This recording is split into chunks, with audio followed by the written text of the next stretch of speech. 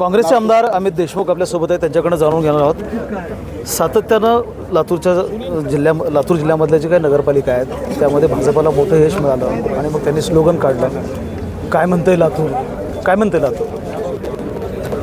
लातूर म्हणतंय काँग्रेस आणि वंचित। काय मुद्दे आहेत आता की ज्यामुळं काँग्रेसला लातूरकरांनी मतदान केलं पाहिजे? भारतीय जनता पक्षाची सत्ता त्यांनी अनुभवलेली आहे, त्यांचा कारभार अनुभवलेला आहे आणि त्या कारभारातून लातूरकरांना काहीही मिळालेलं नाही, किंबहुना त्यांच्या अपेक्षांचा भंग झाला आहे। दप्तर दिरंगाई, भ्रष्टाचार, सामान्य माणसाची हेळसांड, या सगळ्याच प्रश्नाला सामान्य माणसाला तोंड द्यावं लागलं आणि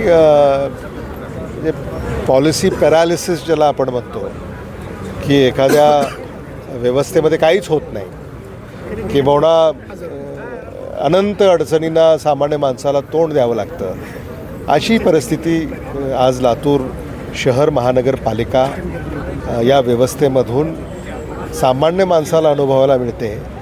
शेवटी प्रशासक आहेत, ते सरकारचे प्रतिनिधी आहेत आणि म्हणून सरकारलाच याचं उत्तर द्यावं लागेल।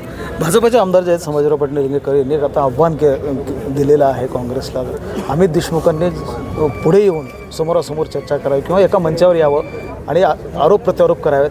काँग्रेस आणि अमित देशमुख चिखलफेक करतायत असा त्यांचा आरोप आहे। ते अजून तर सुरूच झालं नाही,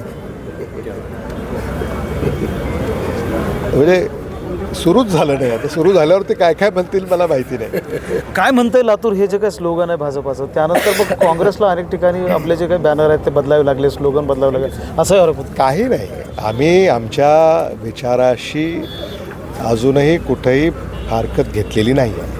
आम्ही आमचा विचार घेऊन सामान्य माणसापुढे जातो आहे आणि शेवटी सरकार त्यांचं आहे, त्यांनी काय केलं हे लोकांना सांगितलं पाहिजे। प्रश्न तर आम्ही केला पाहिजे त्यांना, उलट ते प्रश्न करतायत, म्हणजे कुठेतरी मूळ मुद्द्याला बगल देणं हे नेहमीप्रमाणे ते करण्याचा प्रयत्न करतायत। किती आव्हान वाटतं काँग्रेसमधून बाहेर पडलेले जे काही उमेदवार आहेत किंवा जे म्हणजे ज्या पक्षामध्ये आता राष्ट्रवादी आहे समजा, तर राष्ट्रवादीचं किती आव्हान वाटतं? मला असं वाटतं की काँग्रेस आणि वंचित बहुजन आघाडी भक्कमपणे ही निवडणूक लढत आहे आणि दल बदलू, संधी साधू, हे जे सगळे आहेत, लातूरकर त्यांना धडा शिकवतील। महेंद्र जोंधळे, TV9 मराठी, लातूर।